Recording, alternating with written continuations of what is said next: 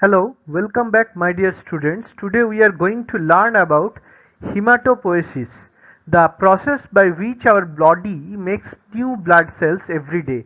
Inside our bones, red bone marrow works like a factory to produce red blood cells, white blood cells and platelets. This keeps us supplied with oxygen ready to fight infections and able to stop bleeding when we get hurt. So let's explore how hematopoiesis or hemopoiesis keeps us healthy and strong. Let's get started. Hemopoiesis is the blood cell formation. Now you should know what is hemopoiesis. Hemopoiesis or hematopoiesis is the process by which new blood cells are formed. It produces all the formed elements of blood like red blood cells, white blood cells and platelets. Where or what is the sites of hematopoiesis or hemopoiesis? Before birth, first few weeks it starts in the yolk sac of the embryo. Later it shifts to liver, spleen, thymus and lymph nodes of the fetus.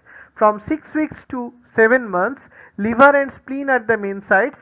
Last 3 months before birth, red bone marrow becomes the main site. Liver and spleen stop producing blood cells about 2 weeks after birth. Sites of hemopoiesis after birth. Red bone marrow stays at the main site throughout the life. In newborns, all bone marrow is active in forming blood cells. With age, marrow in long bones is gradually replaced by fat. In adults, active marrow is mainly in axial skeleton, skull, ribs and vertebra, pectoral and pelvic girdles, proximal ends of femur and humerus. About 50% of adult marrow is fat, but it can back to blood forming tissue when needed. This is the image showing the process of hemopoiesis or hematopoiesis. Extramedullary hemopoiesis: if the body needs more blood cells like in disease, liver and spleen can restart blood cell production. This is called extramedullary hemopoiesis. Structure of red bone marrow. Red bone marrow is highly vascular. It has lots of blood vessels. It is located in spaces inside spongy bone. It contains pluripotent stem cells or hemocytoblasts that can become all types of blood cells. Hemopoietic stem cells, it make up of about 0.05 to 0.1% of marrow cells. These rare cells can self-renew and form different cell lines. It has markers like CD34 plus, CD38 minus, etc., which are identified in lab test. It can produce blood cells, macrophages, reticular cells or supportive cells, mast cells, fat cells like adipocytes, sometimes bone, cartilage and muscle cells. This is another image showing the process of hemopoiesis or hematopoiesis. Now we should know how new blood cells form. Pluripotent stem cells make two main types of stem cells. Myeloid stem cells make RBCs, platelets, monocytes, neutrophil, eosinophil and basophils. Lymphoid stem cells make only lymphocytes like B cells and T cells. Progenitor cells are the downstream of the pluripotent stem cell. They come from the stem cell. They cannot divide anymore.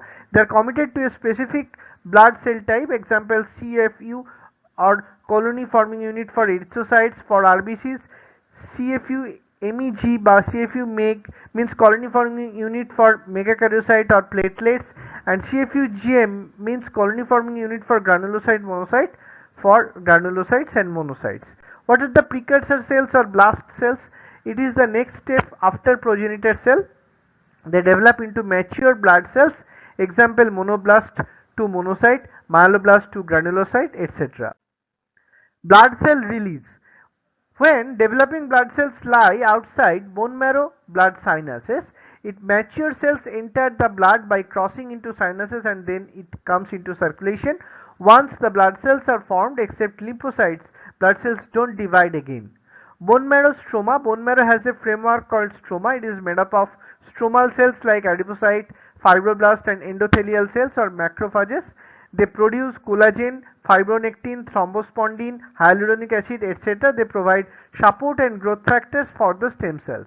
Stem cell movement. Stem cells basically can enter the blood in small numbers. Their mobilization cytokines like GCSF, granulocyte colony stimulating factor, and GM-CSF, granulocyte monocyte colony stimulating factor, help stem cells to leave bone marrow. Homing, stem cells return to marrow using signals like stromal derived factor or SDF1. Growth factors in hematopoiesis, erythropoietin or EPO from kidneys increases RBC production, thrombopoietin or TPO from liver increases platelet production, cytokines like they are small proteins that stimulate WBC formation and immune cells. They have two main families like colony stimulating factors, CSFs and interleukins. Regulation of hematopoiesis, stem cells divide into one new stem cell which is self-renewal in character, one committed cell for differentiation further. Several transcription factors guide cell fate like PU.1, it promotes myeloid cell formation, GATA1 needed for RBCs and platelets. The final cell lineage depends on both internal factors and external signals.